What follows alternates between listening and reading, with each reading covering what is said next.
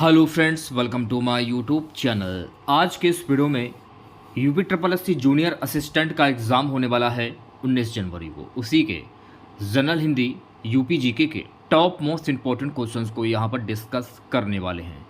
तो जिन बच्चों का UP triple SC junior assistant का एग्ज़ाम 19 जनवरी को है, तो 19 जनवरी वाले जो भी बच्चे UP triple SC junior assistant का एग्ज़ाम देने के लिए जा रहे हैं, तो एग्ज़ाम देने से पहले आप इस क्लास को ज़रूर देख कर जाइएगा। ठीक है, चैनल पर नए हैं, अगर आप UP triple SC junior assistant 2025 परीक्षा की तैयारी कर रहे हैं तो चैनल को जरूर सब्सक्राइब करें और नोटिफिकेशन बेल ऑन करना ना भूलें। तो चलिए क्लास को शुरू करते हैं। क्लास को शुरू करने से पहले अगर आप लोगों ने अभी तक इस क्लास को लाइक नहीं किया है तो प्लीज़ क्लास को लाइक कीजिएगा और अपने तमाम दोस्तों में इस क्लास को ज़्यादा से ज़्यादा शेयर कीजिएगा। तो पहला क्वेश्चन देखेगा, सदा एक वचन में प्रयुक्त होने वाले शब्द को चुनना है। होश लोग, प्राण बल, हस्ताक्षर जनता, वर्षा जनता। शब्द के जिस रूप से एक ही वस्तु का बोध हो उसे हम एक वचन कहते हैं। जैसे कि लड़का, गाय, सिपाही, बच्चा, कपड़ा, माता, माला, पुस्तक, स्त्री, टोपी, बंदर, मोर आदि। शब्द के जिस रूप से एक ही वस्तु का बोध हो उसे हम एक वचन कहते हैं। तो चार ऑप्शंस आपके सामने हैं, इसमें इन ऑप्शंस में किस एक वस्तु का बोध हो रहा है? वर्षा और जनता। वर्षा, अब जनता में एक लोग भी हो सकते हैं, दो लोग भी हो सकते हैं, तीन लोग भी हो सकते हैं, अनगिनत भी लोग हो सकते हैं। तो वर्षा जनता में एक वचन का शब्द जो है प्रयुक्त हो रहा है। तो इस प्रश्न का जो राइट आंसर जाएगा ऑप्शन नंबर डी के साथ में। अगला क्वेश्चन देखेगा, मानक भाषा की दृष्टि से अशुद्ध शब्द को पहचानिए। अब देखिए यहाँ पर आपको अशुद्ध शब्द की पहचान करनी है। अब जैसे कि स्थायी, हिंदी तो ठीक है, हिंदू भी ठीक है, दायित्व भी ठीक है, लेकिन स्थायी अगर आप लोग लिखते हैं ना तो स्थायी ऐसे नहीं, ऐसे लिखा जाता है स्थायी। तो राइट आंसर जाएगा ऑप्शन नंबर वी के साथ में। वी ऑप्शन जो है ये गलत हो जाएगा। अब जैसे कि अगला प्रश्न क्या है, जैसे नागनाथ वैसे लोक त्रुटि को पूर्ण कीजिए। जैसे नागनाथ वैसे, बचपन भी में आप लोगों ने पढ़ा होगा, अगर आप किसी भी कॉम्पिटेटिव एग्जाम की तैयारी कर रहे हैं तो जैसे नागनाथ वैसे आगे क्या होगा? वैसे होता है सांपनाथ। तो इस प्रश्न का जो राइट आंसर जाएगा ऑप्शन नंबर ए के साथ में। चलिए बढ़ते हैं नेक्स्ट क्वेश्चन की ओर। अगला क्वेश्चन देखेगा, कृष्ण शब्द का स्त्रीलिंग शब्द क्या होता है? कृष्ण शब्द का स्त्रीलिंग शब्द, तो देखिए यहाँ पर आपको स्त्रीलिंग शब्द की पहचान करनी है। कृष्ण शब्द का स्त्रीलिंग शब्द क्या होता है?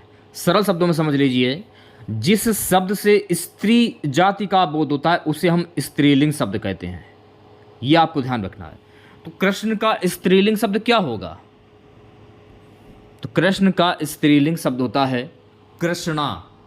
क्या होता है? कृष्णा होता है। तो राइट आंसर की अगर मैं बात करूं, इस प्रश्न का राइट आंसर जाएगा ऑप्शन नंबर ए के साथ में। ठीक है, नेक्स्ट क्वेश्चन देखेगा। अगला प्रश्न क्या है, कथा सम्राट मुंशी प्रेमचंद्र का वास्तविक नाम क्या था? इंपॉर्टेंट क्वेश्चन से 5 स्टार लगा लीजिए। धनपत राय, श्रीपत, जीवन राय या अमृत राय। कथा सम्राट मुंशी प्रेमचंद्र का वास्तविक नाम क्या था? तो गाइस इनका वास्तविक नाम था धनपत राय। तो राइट आंसर की अगर मैं बात करूं तो इस प्रश्न का राइट आंसर जाएगा ऑप्शन नंबर ए के साथ में। ठीक है, चलिए बढ़ते हैं नेक्स्ट क्वेश्चंस की ओर। वर्तनी संबंधी सही शब्द को पहचानना है।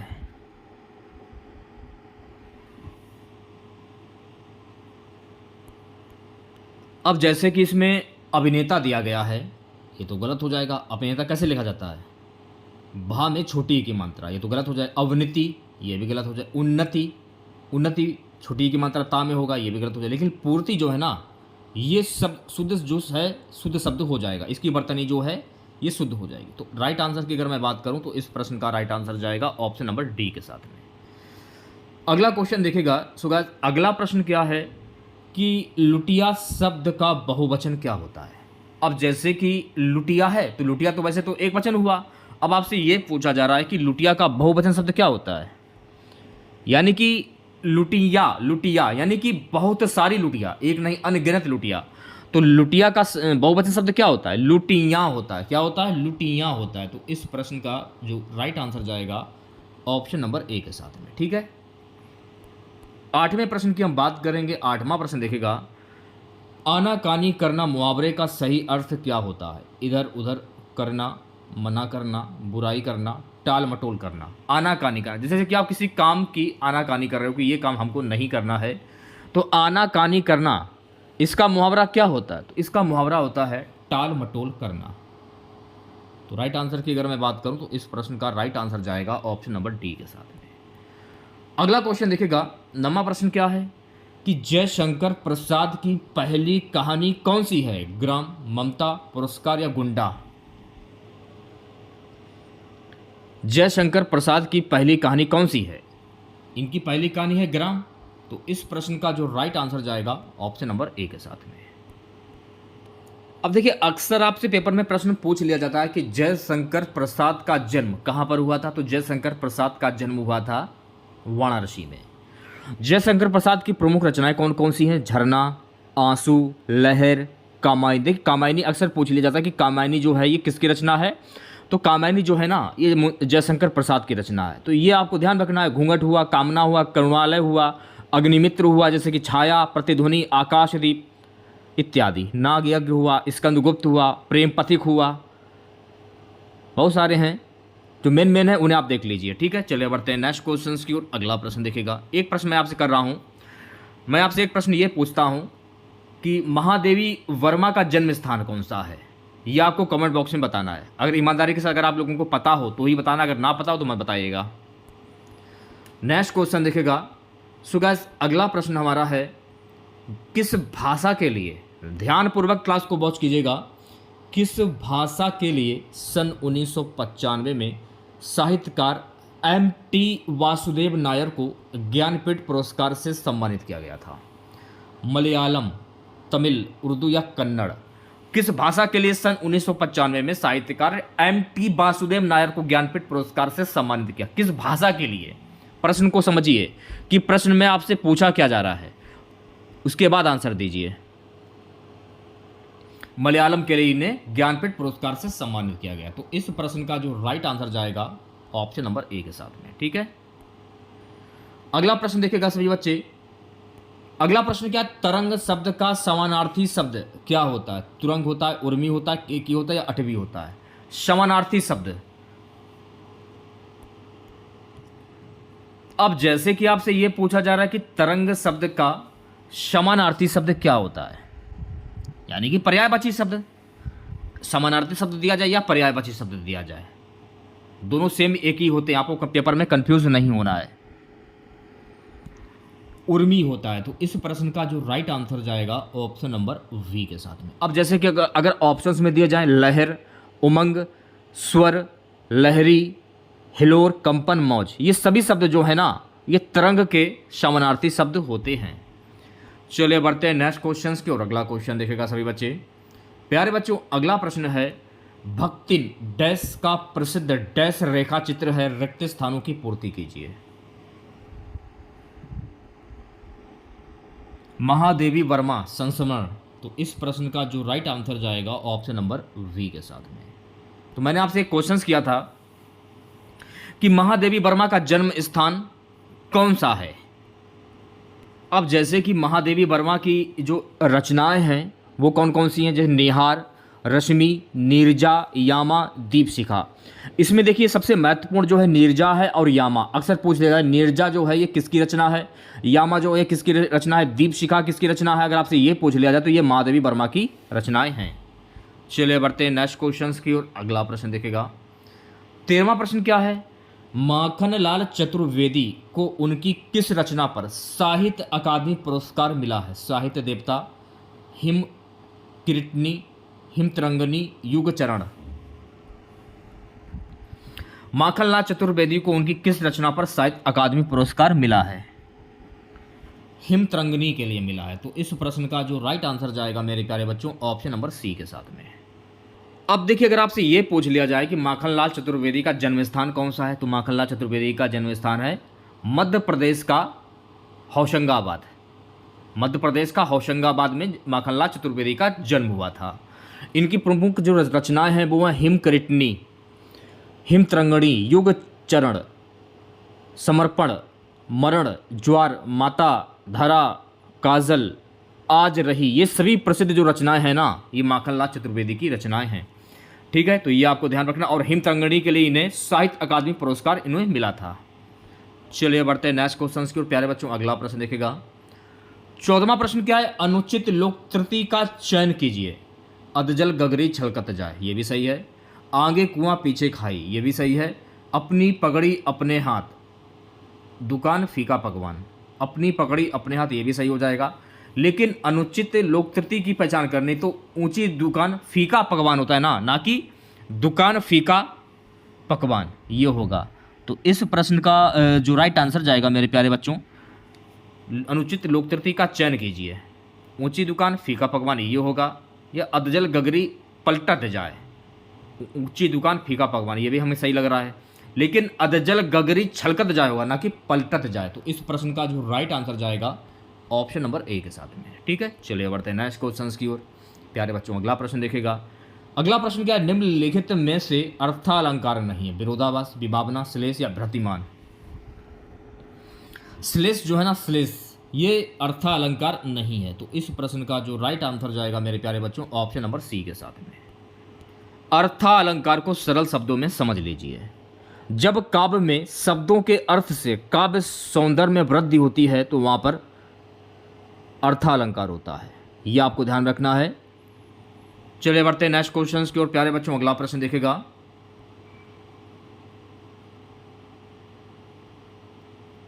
अगला प्रश्न है कि उत्प्रेक्षा अलंकार कब हो सकता है?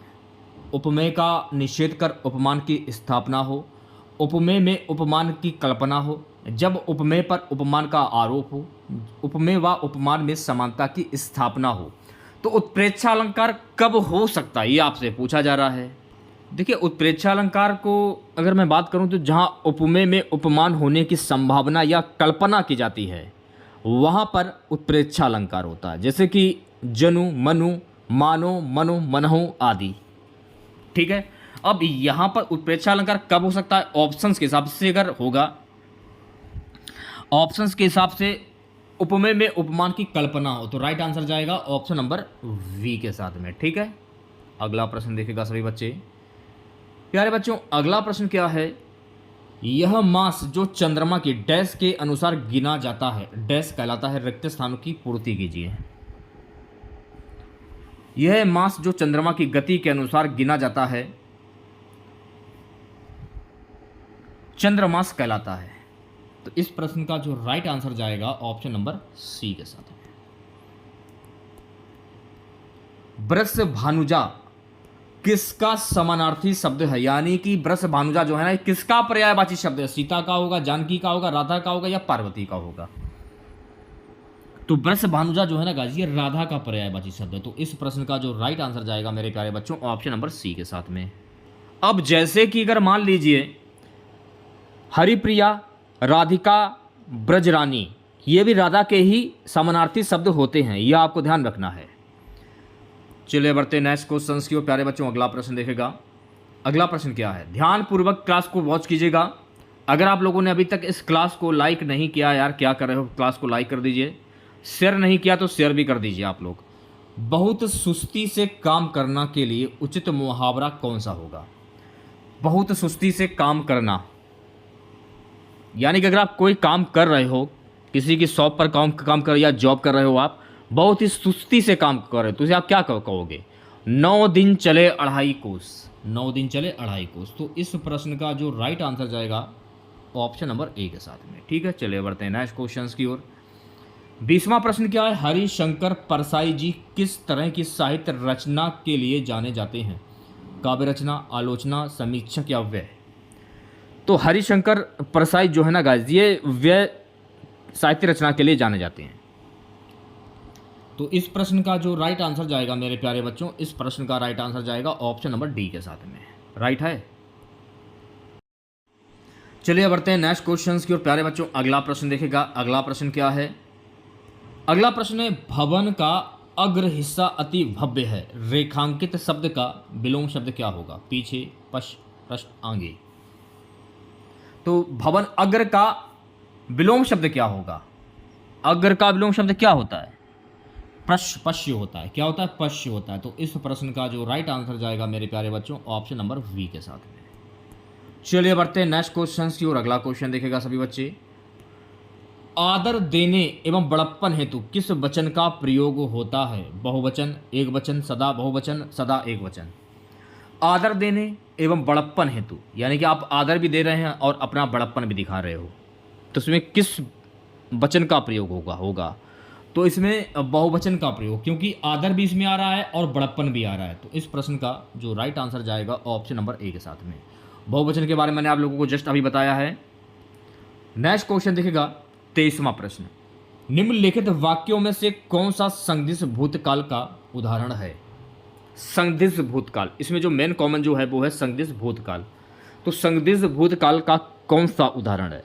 मैं सामान वही रखा था, यानी सामान आप ढूंढ रहे हो, आपने सामान वही रखा था, यानी कि रखा हुआ सामान आपको मिल गया, तो इसको आप क्या कहोगे? संदिग्ध भूतकाल। तो राइट आंसर आपका जाएगा ऑप्शन नंबर वी के साथ में। नेक्स्ट क्वेश्चन देखिएगा सभी बच्चे। वर्णमाला का कौन सा अक्षर पुल्लिंग नहीं है? ज बड़ा अ, च ट ई बड़ी ई अ या पा। वर्णमाला का कौन सा अक्षर पुल्लिंग नहीं है? तो छोटी ई और बड़ी ई, ये जो है ना पुल्लिंग नहीं है। तो इस प्रश्न का जो राइट आंसर जाएगा मेरे प्यारे बच्चों ऑप्शन नंबर सी के साथ में। बात करूंगा नेक्स्ट क्वेश्चन की। नेक्स्ट क्वेश्चन देखिएगा। अगला प्रश्न है, संगम शब्द में किस तरह की अशुद्धि है? संगम शब्द में किस तरह की अशुद्धि है? नुक्ता, रेफ, अनुनासिक या अनुस्वार?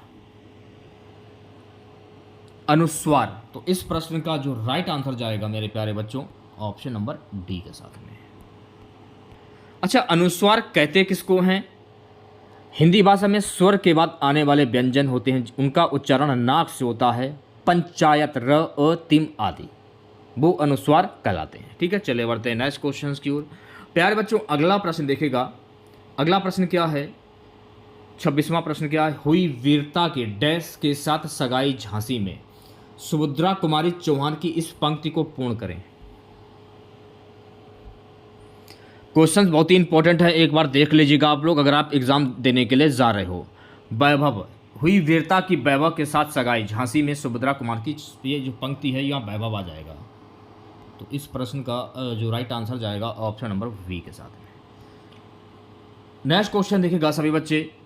संघ की भाषा हिंदी और लिपि देवनागरी होगी, उपयुक्त प्रावधान संविधान के किस अनुच्छेद में वर्णित है?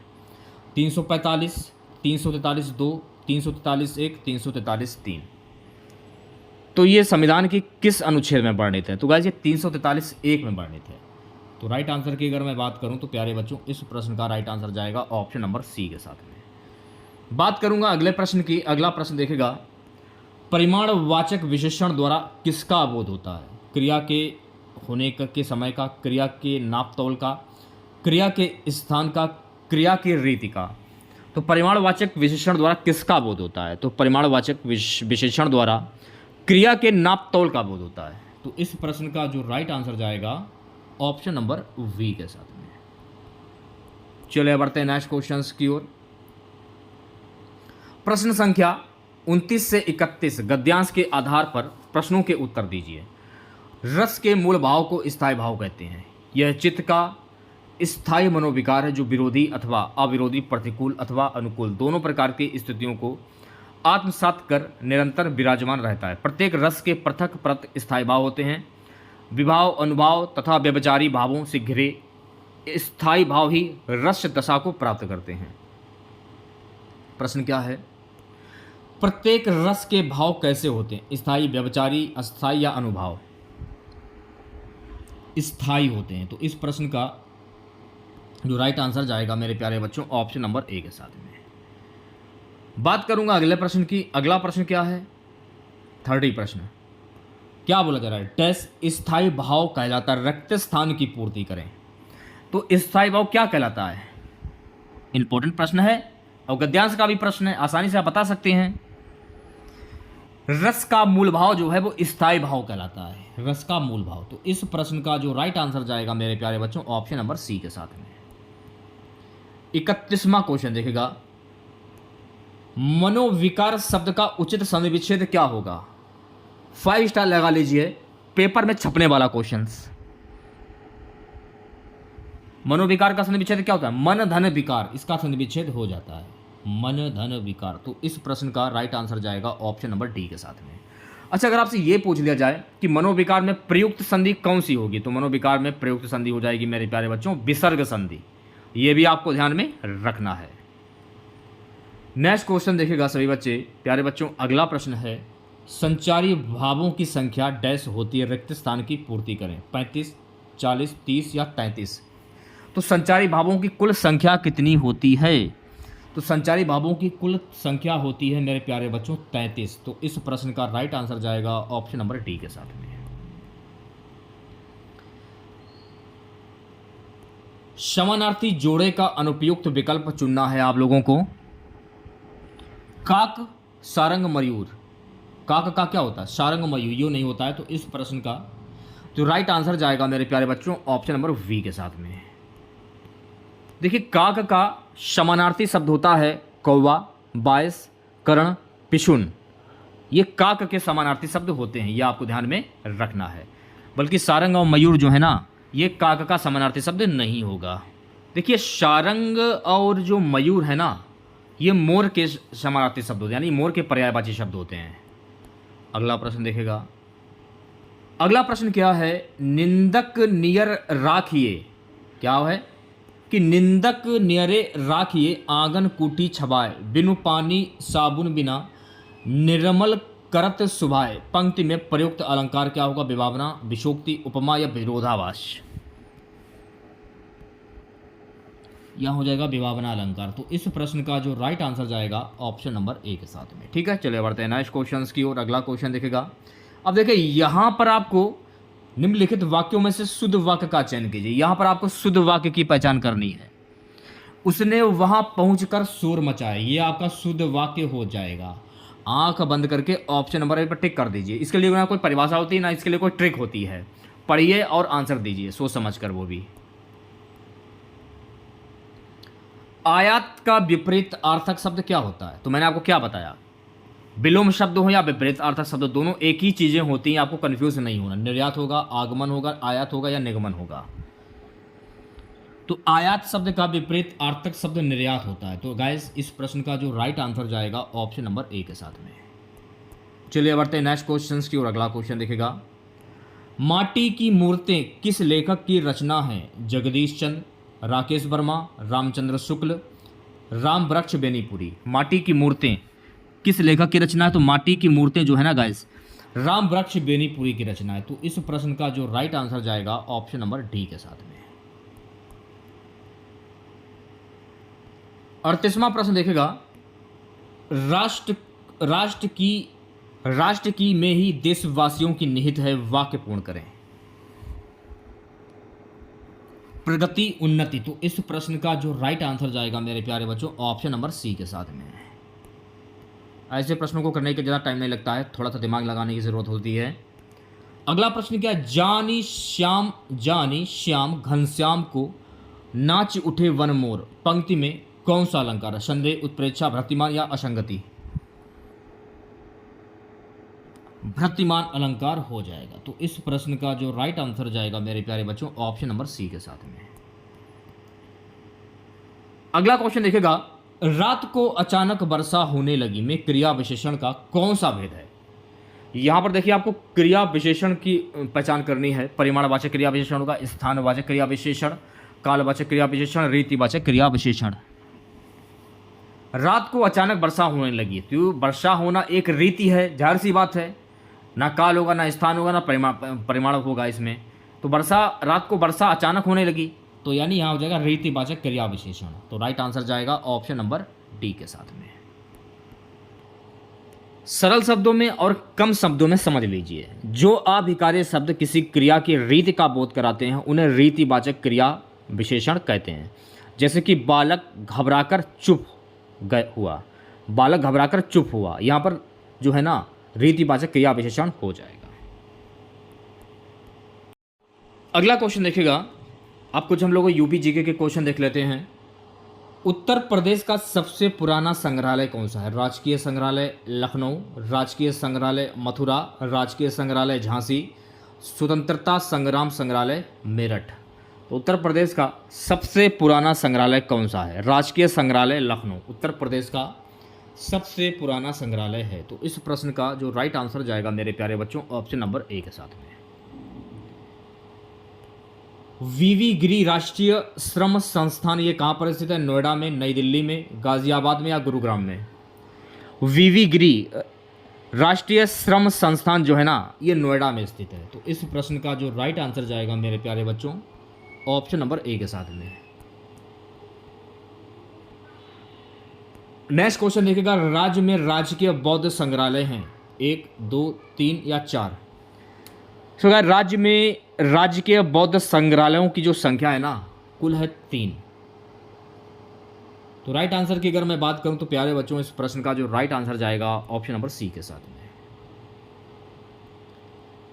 44वां प्रश्न देखिएगा, मोतीलाल नेहरू बाल संग्रहालय ये कहां पर स्थित है? प्रयागराज, वाराणसी, कानपुर या लखनऊ? मोतीलाल नेहरू बाल संग्रहालय ये लखनऊ में स्थित है। तो राइट आंसर की अगर मैं बात करूं तो प्यारे बच्चों इस प्रश्न का जो राइट आंसर जाएगा ऑप्शन नंबर डी के साथ में। अगला क्वेश्चन देखिएगा, दीनदयाल हस्तकला संकुल व्यापार सुविधा केंद्र ये कहां पर स्थित है? आगरा में, वाराणसी में, कानपुर में या गोरखपुर में? तो दीनदयाल हस्तकला संकुल व्यापार सुविधा केंद्र जो है ना ये वाराणसी में स्थित है। तो राइट आंसर की अगर मैं बात करूं तो इस प्रश्न का राइट आंसर जाएगा ऑप्शन नंबर वी के साथ में। चलिए बढ़ते हैं नेक्स्ट क्वेश्चन की ओर। सो गाइस अगला प्रश्न देखिएगा, अगला प्रश्न हमारा है कि उत्तर प्रदेश कृषि अनुसंधान परिषद ये कहाँ पर स्थित है? मेरठ, बुलंदशहर, लखनऊ या गोरखपुर? उत्तर प्रदेश कृषि अनुसंधान परिषद जो है ना ये लखनऊ में स्थित है। तो राइट आंसर की अगर मैं बात करूं इस प्रश्न का राइट आंसर जाएगा ऑप्शन नंबर सी के साथ में। चलिए बढ़ते हैं नेक्स्ट क्वेश्चन की ओर। केंद्रीय औषधीय एवं सुगंधित पौध अनुसंधान संस्थान कहाँ पर स्थित है? चित्रकूट में, सहारनपुर में, कानपुर में या लखनऊ में? केंद्रीय औषधि एवं सुगंधित पौध अनुसंधान संस्थान जो है ना गाइस ये लखनऊ में स्थित है। तो इस प्रश्न का जो राइट आंसर जाएगा ऑप्शन नंबर डी के साथ में। 48वां क्वेश्चन देखेगा, आलू अनुसंधान केंद्र ये कहाँ पर स्थित है? फर्रुखाबाद, मेरठ, कानपुर या प्रयागराज? आलू अनुसंधान केंद्र जो है ना गाइस ये मेरठ में स्थित है। तो इस प्रश्न का जो राइट आंसर जाएगा मेरे प्यारे बच्चों ऑप्शन नंबर वी के साथ में। 49वां क्वेश्चन देखेगा, भारतीय चमड़ा रंगाई व जूता संस्थान ये कहाँ पर स्थित है? आगरा, उन्नाव, कानपुर या गाजियाबाद? भारतीय चमड़ा रंगाई व जूता संस्थान ये स्थित है कानपुर में। तो इस प्रश्न का जो राइट आंसर जाएगा मेरे प्यारे बच्चों ऑप्शन नंबर सी के साथ में कानपुर। अगला क्वेश्चन देखिएगा, भारतीय दलहन शोध संस्थान ये कहाँ पर स्थित है? लखनऊ, प्रयागराज, कानपुर या आगरा?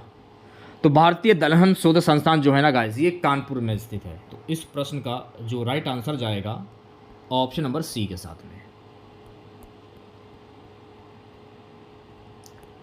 केंद्रीय उपोषण संस्थान ये कहाँ पर स्थित है? झांसी, सहारनपुर, लखनऊ या वाराणसी? केंद्रीय उपोषण संस्थान ये कहाँ पर स्थित है? तो केंद्रीय उपोषण संस्थान जो है ना ये लखनऊ में स्थित है। तो इस प्रश्न का जो राइट आंसर जाएगा मेरे प्यारे बच्चों ऑप्शन नंबर सी के साथ में। अगला क्वेश्चन देखेगा, केंद्रीय बकरी अनुसंधान संस्थान कहाँ पर स्थित है भाई? मथुरा, बरेली, अलीगढ़ या झांसी? तो केंद्रीय बकरी अनुसंधान संस्थान जो है ना गाइस ये स्थित है मथुरा में।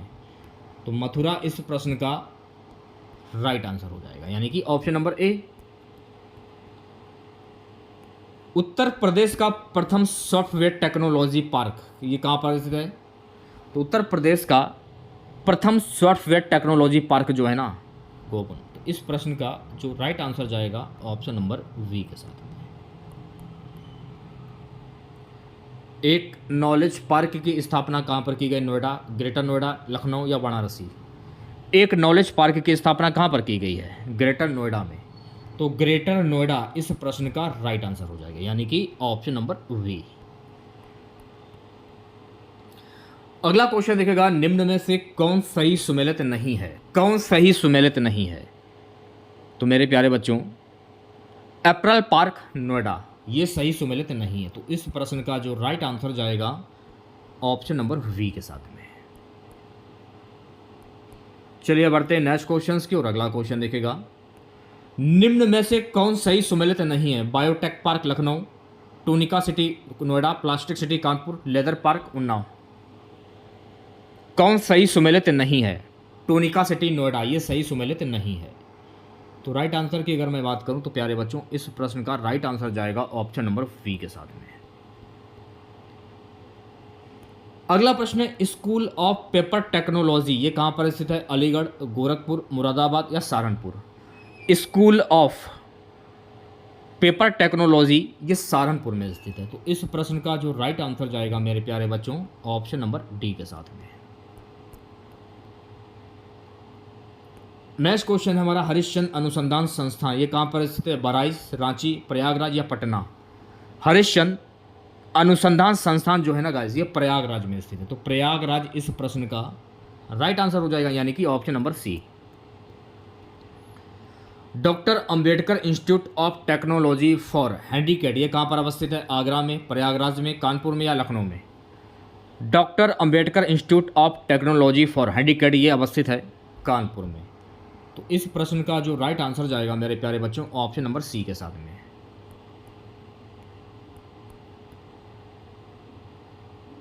नेक्स्ट क्वेश्चन है, केंद्रीय ग्लास एवं सिरेमिक अनुसंधान संस्थान ये कहां पर स्थित है? आगरा में, कानपुर में, फिरोजाबाद में या खुर्जा में? तो केंद्रीय ग्लास एवं सिरेमिक अनुसंधान संस्थान जो है ना ये खुर्जा में स्थित है। तो इस प्रश्न का जो राइट आंसर जाएगा मेरे प्यारे बच्चों ऑप्शन नंबर डी के साथ में। 61 क्वेश्चन देखेगा, भारतीय चारागाह एवं चारा अनुसंधान संस्थान ये कहाँ पर स्थित है? बीकानेर में, जबलपुर में, भोपाल में या झांसी में? भारतीय चारागाह एवं चारा अनुसंधान संस्थान जो है ना गाइस ये झांसी में स्थित है। तो झांसी इस प्रश्न का राइट आंसर हो जाएगा। उत्तर प्रदेश गन्ना अनुसंधान कौशल ये कहाँ पर अवस्थित है? मेरठ में, कानपुर में, लखनऊ में या शाहजहांपुर में? उत्तर प्रदेश गन्ना अनुसंधान कौशल ये कहाँ पर अवस्थित है? तो गाइस ये अवस्थित है शाहजहांपुर में।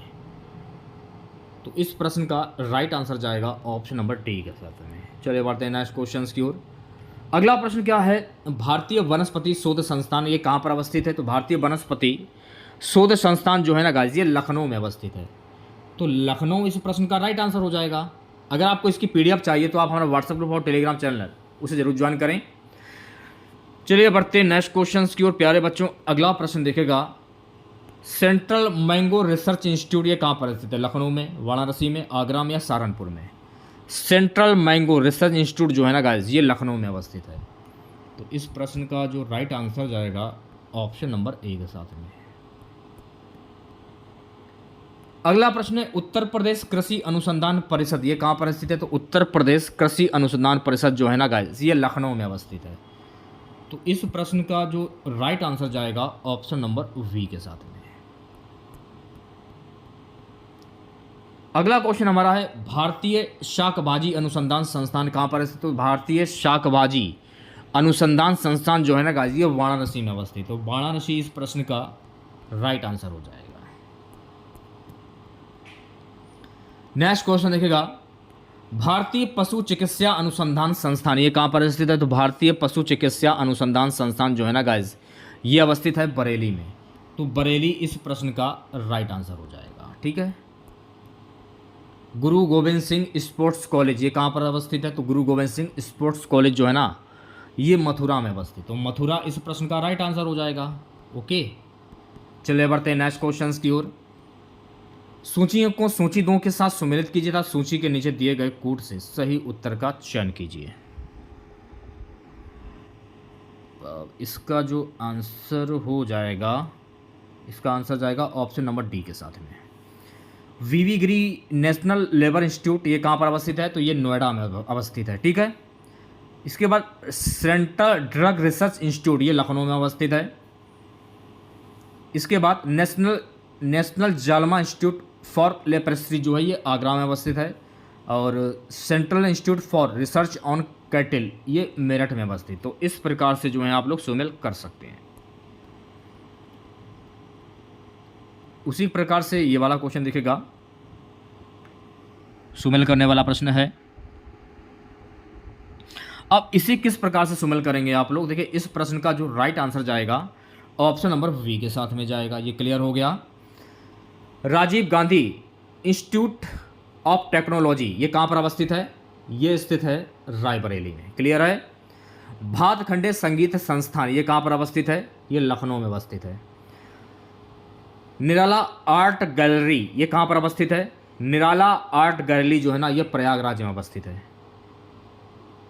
इंडियन इंस्टीट्यूट ऑफ हैंडलूम ये वाराणसी में अवस्थित। तो इस प्रकार से जो है आप लोग सुमेल कर सकते हैं। ये हमारा लास्ट क्वेश्चन था आज की क्लास का। तो कैसी लगी क्लास आप लोगों को कमेंट बॉक्स में जरूर बताइएगा। अगर आप लोगों को आज की ये क्लास वाकई में अच्छी लगी हो तो प्लीज़ क्लास को लाइक कीजिएगा और अपने तमाम दोस्तों में इस क्लास को ज़्यादा से ज़्यादा शेयर कीजिएगा।